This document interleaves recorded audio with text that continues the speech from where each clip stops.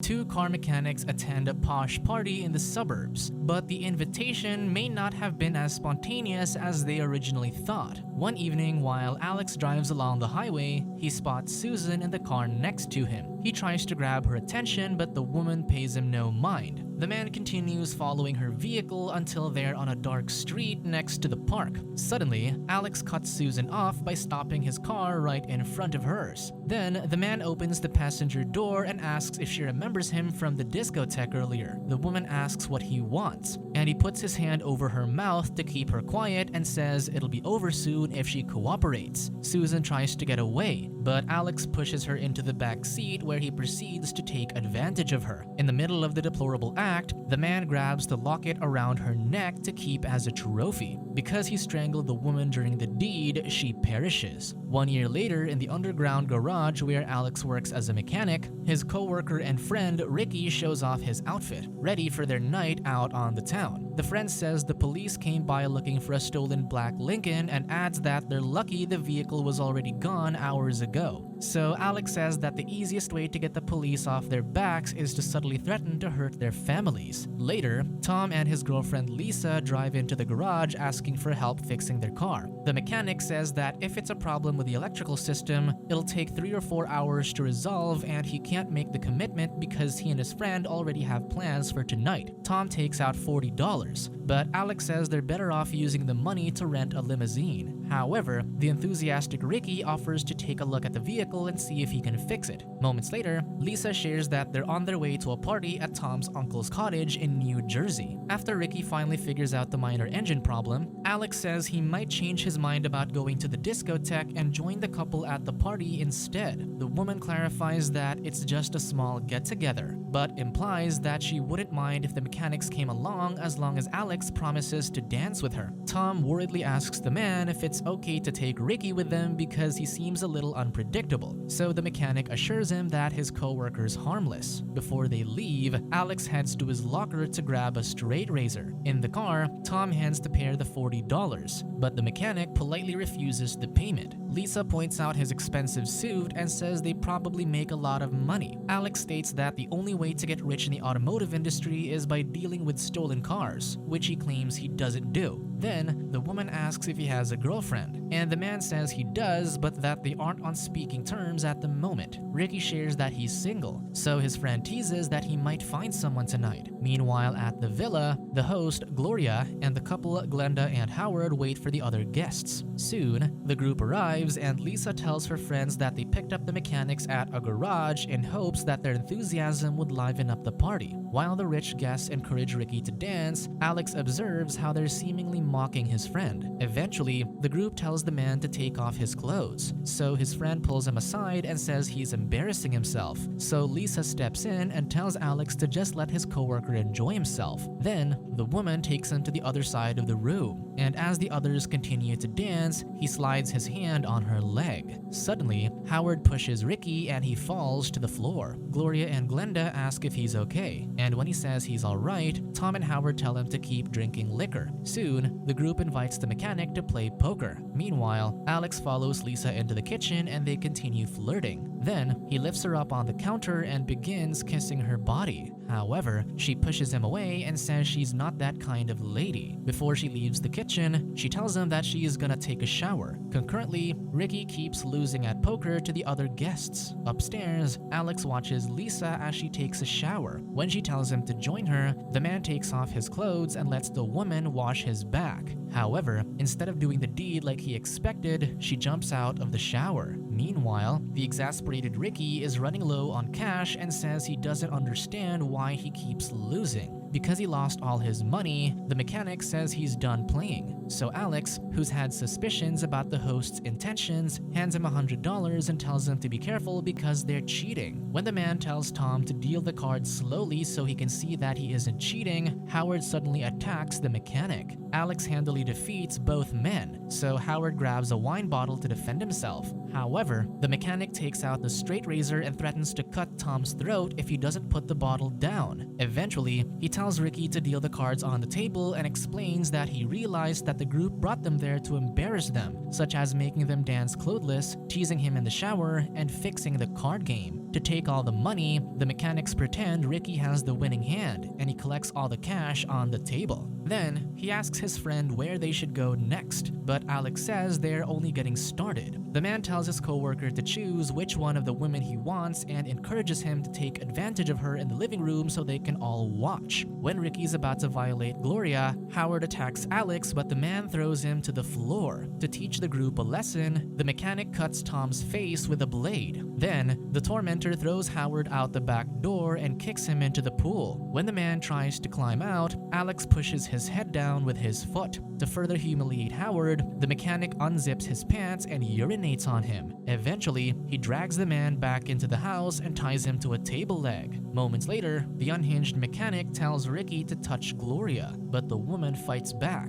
so Alex threatens to kill her if she doesn't cooperate. While the coworker resumes inappropriately touching Gloria, the man knocks the figurines off the table. However, Ricky says the woman's scared and that he doesn't want to go through with it. Moments later, Alex wants to show his friend how it's done, so he orders Lisa to pleasure him but pushes her away after she kneels in front of him. Suddenly, Glenda runs to a back room and flips the electrical breaker switch, cutting the power all over the house. While the man searches for the woman, he tells Ricky to keep the others in line with a broken wine bottle. Eventually, Alex catches Glenda trying to sneak out, and he kisses her lips and face. Then, the man pulls down her dress and drags her back to the living room. Suddenly, Tom throws a chair on the bar cart, making a lot of noise. Furious, the mechanic slams the man's head on the poker table several times. While the captors are distracted, Gloria quietly picks up the phone receiver. However, they hear her calling the police, so Alex pulls the cord off the wall and corners her on the couch. He sees Lisa running up the stairs, so he tells Ricky to keep an eye on the others. The coworker moves Tom to the couch and threatens to hurt the hostages with a broken wine bottle if they try to escape. Upstairs, Lisa looks for a way out through the balcony, but Alex catches her and slaps her several times. Then, the mechanic orders the woman to take off her clothes. Seconds later, he carries her to the bed and proceeds to take advantage of her. Meanwhile, Gloria asks Ricky if she can at least see if Tom's okay, and he allows it. Because he can't stand being in the dark, the mechanic orders Glenda to turn the lights back on. In the bedroom, Alex tells Lisa that doing the deed with him wasn't so bad, but she counters that it was disgusting. Later, the pair rejoin the others in the living room and the man tells Tom how good his girlfriend is in bed. The woman says sleeping with him earned her a drink, so the mechanic hands her a liquor bottle. Moments later, Alex orders Lisa to kiss Glenda, and he mocks Tom for looking like he's jealous of the two women. Then, he tells the distraught man to put on some music. Suddenly, they hear the doorbell ring, so the captor wants to know if they're expecting any more guests, and Tom says he doesn't know who it could be. When Alex sees that it's a teenager, Gloria says it's her neighbor Cindy, so the man instructs the hostage to open the door but to keep her mouth shut about the situation. The teen says her boyfriend didn't want to come along because he didn't want to spend time with the rich folks. The captor hears her statement and charmingly says that her boyfriend's missing out on a great party. Cindy tells Gloria that she's never seen them hanging out with guys like him before, so the man invites her in. Then, Alex orders Ricky to lock the door, but the teen sees the broken wine bottle and tries to scream. The mechanic covers her mouth with his hand and Gloria runs out of the door to escape. The man tells his friend to run after the woman because they might get caught if she gets too far. Outside, the woman calls for help by the fence, but Ricky catches her. He assures that he doesn't want to hurt her, so he tosses the broken wine bottle away. Suddenly, a neighbor walking a dog passes by, and Gloria reciprocates the man's mercy by keeping quiet. Inside the house, Tom sees that the mechanic has Cindy and he tries to intervene. However, the tormentor keeps him away by brandishing the straight razor. Meanwhile, Ricky continues chasing the woman across the yard. In the greenhouse, the man swears he doesn't want to hurt her, so she gently touches his face and kisses him. Concurrently, the others watch helplessly as the deranged man uses the blade to cut Cindy's clothes off her body. In the greenhouse, Gloria takes off Ricky's clothes and then her own, and they make love. In the house, Alex runs the blade across the teen's clothless body while singing a song. Then, he slaps Cindy and forces her to take the rest of her clothes off. In front of the hostages, the man begins touching her inappropriately. He assumes that she's never made love before and teases that he'll have to speak to her boyfriend for refusing to do the deed with her. However, he tells her not to worry because he'll make sure that she experiences lovemaking soon. Moments later,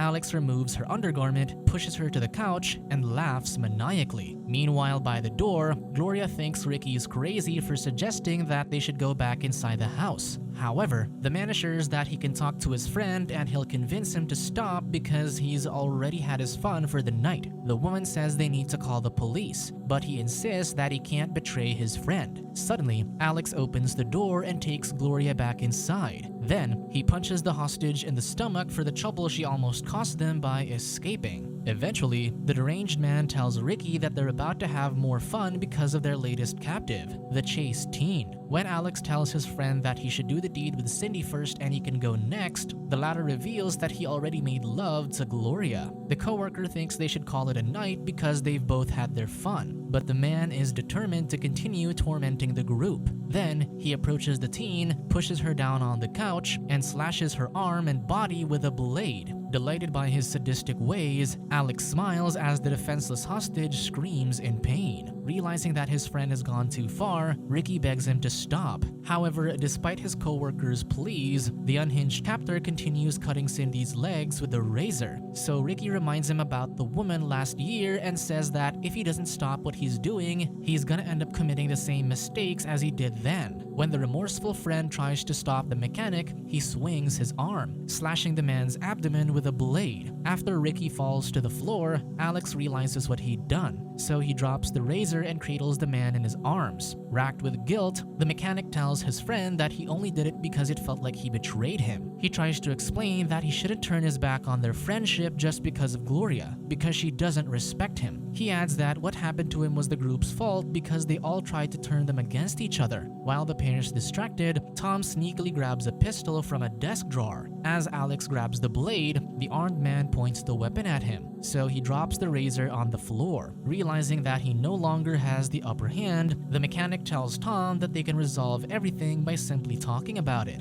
However, the man shoots the captor's leg, and a second shot to the chest causes him to fall through the glass doors and into the backyard. Then, Gloria unties Howard from the table leg. Outside, Tom grabs the locket from Alex's neck and reveals that the woman he violated and killed in the park last year was his sister. He adds that it was all a setup, including the faulty car wiring and the party. They lured the pair to the villa so they could make it look like two hoodlums broke into the house and terrorized the guests, giving them an excuse to kill them and claim it was self-defense. As the five friends gather by the pool, Tom shoots Alex in the groin, causing him to fall into the water. Then, Lisa takes the pistol from her boyfriend and shoots the mechanic, who weakly tries to swim to the surface. Eventually, Alex manages to climb out of the pool, and Howard pretends to help him up only to push him back into the water. Finally, the man takes the gun from Lisa and ends the mechanic's life with a bullet to the head. Then, Tom says that they should tell the police that he was the only one who fired the weapon. Later, Ricky begs Howard to shoot him, but Gloria tells him not to because the man didn't cause them any harm. In the study, Lisa tells her boyfriend that she thought they wouldn't be able to execute their plan, and he agrees, adding that getting the gun was harder than he anticipated. Finally, Tom calls the police to report their harrowing ordeal. Subscribe to watch more videos like this, turn on notifications and leave a like to help the channel out. Thank you for watching.